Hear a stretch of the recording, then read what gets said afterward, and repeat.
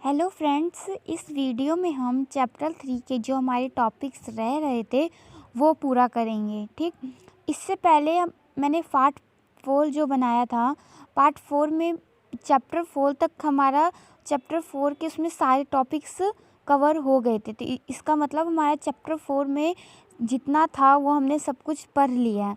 ठीक, अब इस वाले वीडियो में चैप्टर 3 के जो हमारे पार्ट्स रह रहे हैं, कुछ पार्ट्स उसको पढ़ेंगे। ठीक, तो सबसे पहले हमें लॉज ऑफ केमिकल कॉम्बिनेशन पढ़ना हमारा रह रहा था, जिसके अंदर दो लॉज होते थे, लॉ ऑफ कंजर्वेशन ऑफ मास और लॉ ऑफ कांस्टेंट प्रोपोर्शनल्स। ठीक है, तो अब ये दोनों लॉ को पढ़ेंगे।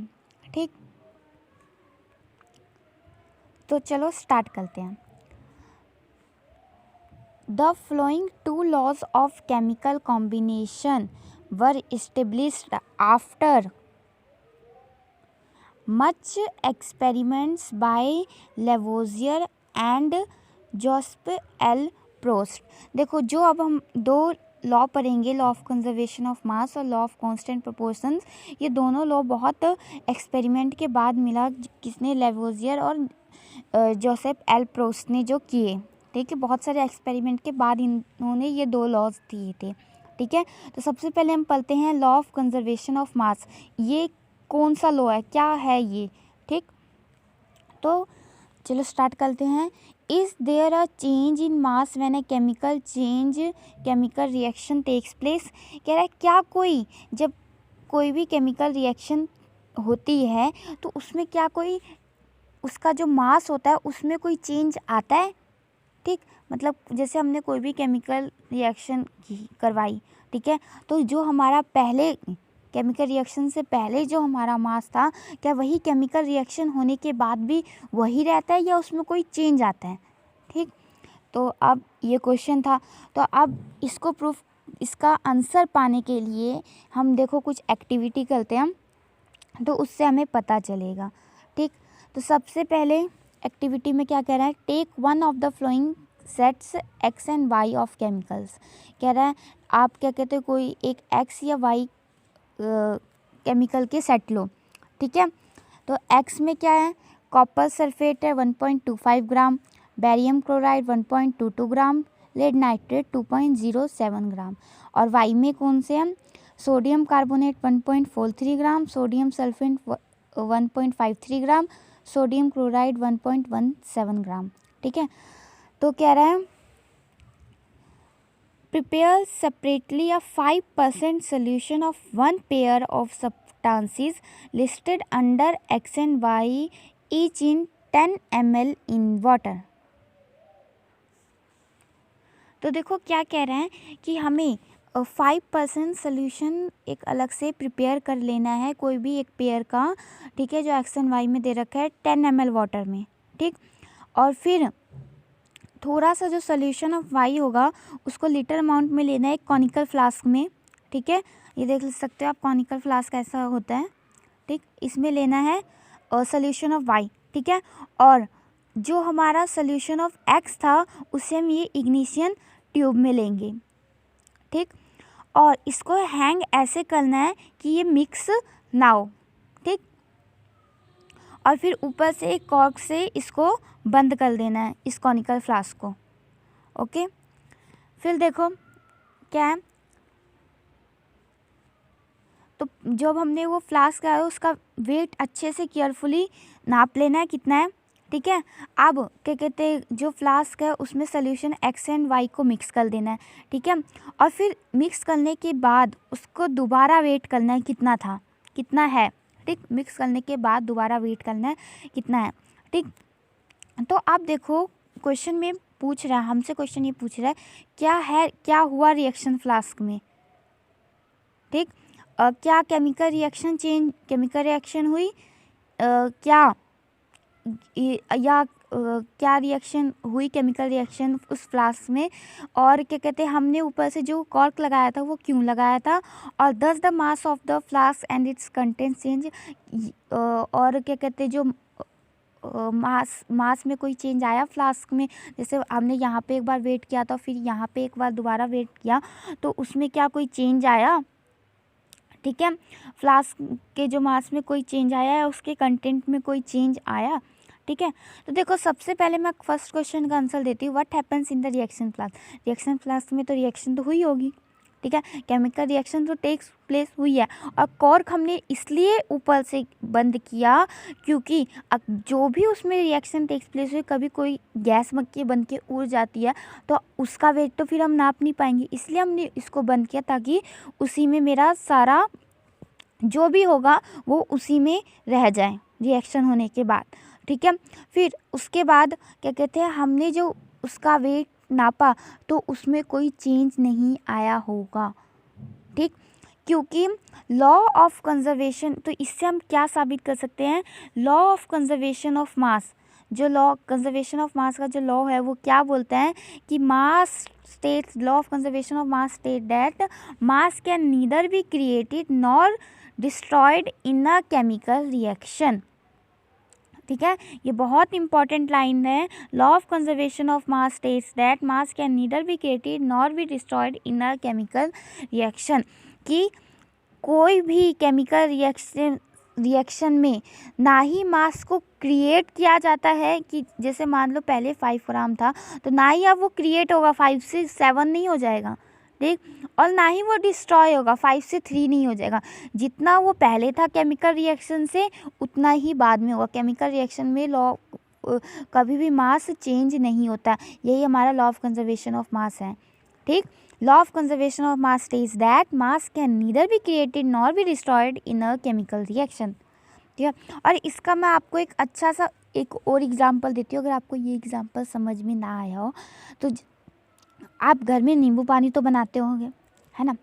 तो मान लो आपने एक गिलास लिया, उसमें आपने 10 ml वाटर लिया, ठीक है, 10 ml वाटर लिया और उसमें 2 ग्राम शुगर डाल दी, ठीक, 2 ग्राम शुगर डाली,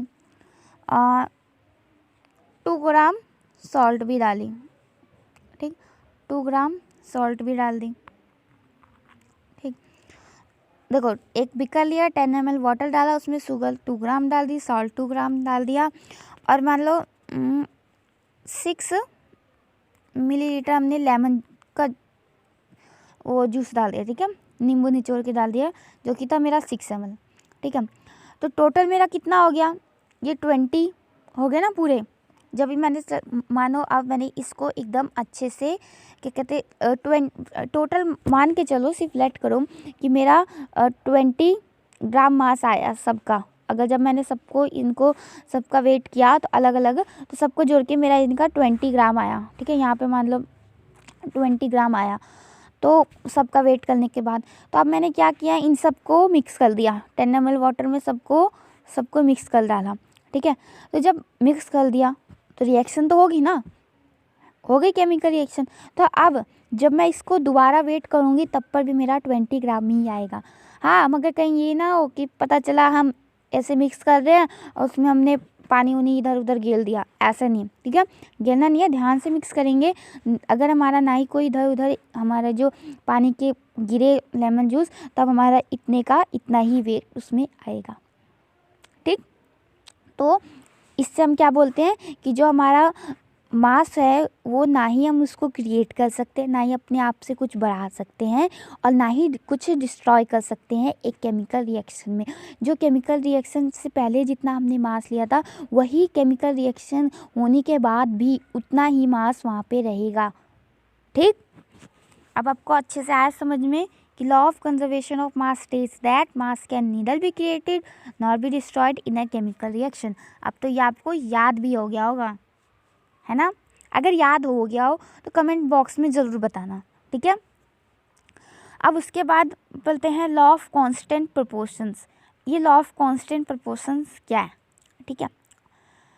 देखो जो लेवोजियर थे, चलो पढ़ते हैं। Lavoisier along with other scientists noted that many compounds were composed of 2 or more elements and each such compound had the same elements in the same proportions irrespective of where the compound came from or who prepared it। क्या कह रहा है, जो Lavoisier थे या Lavoisier के साथ जो उन अदर साइंटिस्ट थे, उन्होंने क्या नोट किया कि जो बहुत सारे कंपाउंड्स हैं वो दो या दो से ज़्यादा एलिमेंट्स से बने हैं, मिलके बने हैं, ठीक है। तो या कोई सेम एलिमेंट से, मतलब दो से ज़्यादा बने हैं, ठीक है। तो उनके जो प्रोपोर्शंस थे वो क्या थे, सेम थे, ठीक है। इररिस्पेक्टिव वहाँ पे where the compound came from और हु प्रिपेयर्ड इट, क्या कहते हैं, जैसे मैं आपको अगर अच्छे से इसका एक एग्जांपल दूँ ना, हम वाटर का लेते हैं, ठीक है, इसमें आगे वही दे रखा है, वाटर का लेते हैं। चलो आप पहले पढ़ लेते फिर आपको समझाती हूँ, ठीक है। पहले हम एनसीईआरटी समझ लेते हैं फिर समझाती हूँ। एनसीईआरटी में क्या कह रहा है, in a compound such as water the ratio of the mass of hydrogen to the mass of oxygen is always 1:8। क्या कह रहा है, जैसे अगर हम वाटर लेते हैं, वाटर का कंपाउंड, तो उसका जो रेशियो होता है, ठीक है, जब हम मास, हाइड्रोजन का मास और ऑक्सीजन की मास को जब दोनों का रेशियो निकालते हैं तो वो आता है हमारा 1:8, ठीक है। चाहे मेरा वाटर का सोर्स कुछ भी हो, कहीं से भी हो, चाहे मैं अमेरिका चली जाऊँ, अमेरिका का पानी देखूँ, इंडिया का पानी देखूँ, ओशन का पानी देखूँ, वहाँ हर जगह मेरा क्या आएगा, 1:8 आएगा मेरा वाटर का, ठीक है, रेशियो। तो 10 if 9 gram of water is decompose 1 gram of hydrogen and 8 gram of oxygen are always obtained. क्या कह रहा है, अगर मेरा 9 ग्राम वाटर है तो वो हमेशा डिकम्पोज होता है किसमें, 1 ग्राम ऑफ हाइड्रोजन में और 8 ग्राम ऑफ ऑक्सीजन में। जैसे मान लो अगर मेरा टोटल 9 ग्राम वाटर है तो वो 9 ग्राम वाटर में मेरा 1 ग्राम तो हाइड्रोजन होगा और 8 ग्राम ऑक्सीजन होगा। नहीं समझ आया तो मैं आपको एक एग्ज़ाम्पल देती हूँ। मान लो आपने रोटी सब्जी ली, नहीं, मान लो आपने रोटी और पराठे लिए, ठीक है, अपनी थाली में। तो आपकी रोटी और रोटी मान लो आपकी हाइड्रोजन है और पराठे मान लो आपके ऑक्सीजन है, ठीक है। तो हमेशा आप अपनी थाली में कैसे लेते हो, 1:8 में लेते हो, ठीक है। 1:8 में मतलब एक तो रोटी लेते हो और 8 पराठे लेते हो, है ना, ताकि मोटे हो जाओ, ठीक। इसी तरह ऐसे वाटर के केस में भी है। अगर मेरा 9 ग्राम अगर मैंने को वाटर लिया है तो उसमें मेरा 1 ग्राम हाइड्रोजन होगा और 8 ग्राम ऑक्सीजन होगा, ठीक है, अगर हम उसको तोड़ेंगे, ऐसे समझ सकते हो। सिमिलरली इन अमोनिया, ऐसे ही अमोनिया में भी nitrogen, hydrogen are always present in the ratio 14:3 में होते हैं, ठीक है। जो मेरा अमोनिया होता है ना, जिसमें कहते हैं NH3 होता है, वो नाइट्रोजन और अमोनिया का फॉर्मूला होता है NH3, ठीक है। तो उसमें नाइट्रोजन और हाइड्रोजन से मिलके बना होता है एक मेरा अमोनिया। तो हमेशा कितने रेशो में होता है, 14:3 में होता है मास की, जब हमेशा प्रोपोर्शन उसका यही होगा, ठीक है। नाइट्रोजन का 14 और हाइड्रोजन का 3 होता है, ठीक है। उसके बाद what ever the method all the source from which it is obtain, और ये कोई कुछ ऐसा कुछ भी नहीं है, आप कोई सा भी चाहे कोई सा भी मेथड से इसको ऑब्टेन करो, इसका रेशो इतना ही आएगा, 14:3, ठीक है। This led to the law of constant proportion which is also known as the law of definite proportion. इसी चीज़ के कारण हमारा ये लॉ ऑफ कांस्टेंट प्रोपोर्शन आया, और लॉ ऑफ कांस्टेंट प्रोपोर्शन को ही हम लॉ ऑफ डेफिनाइट प्रोपोर्शन भी कहते हैं, लॉ ऑफ डेफिनाइट प्रोपोर्शन भी कहते हैं, ठीक। This law was stated by Proust as, ये लॉ कैसे प्रोस्ट ने स्टेटेड किया, in a chemical substance the element are always present in definite proportion by mass, ठीक है। देखो law of conservation of mass तो समझ आ गया। अब लॉ ऑफ कांस्टेंट प्रोपोर्शन कैसे स्टेट था, इन अ केमिकल सब्सटेंस, एक केमिकल सब्सटेंस पे जो एलिमेंट्स होते हैं वो ऑलवेज प्रेजेंट होते हैं एक डेफिनाइट प्रोपोर्शन में बाय मास, मास किया, देखो हमने मास से किया ना कैलकुलेट। अच्छा मैं आपको ना कैलकुलेट करके दिखाती हूँ H2O का, ठीक। स्टूडेंट्स क्या कहते हैं ना, इस वाले वीडियो में मैं आपको नहीं बता सकती हूँ ये, क्योंकि ना मेरा वो फ़ोन फुल हो गया है, तो मेरे को यहीं पे वीडियो ओवर करनी पड़ेगी, मगर नेक्स्ट पार्ट के वीडियो में मैं आपको वो ज़रूर बता दूँगी, ठीक।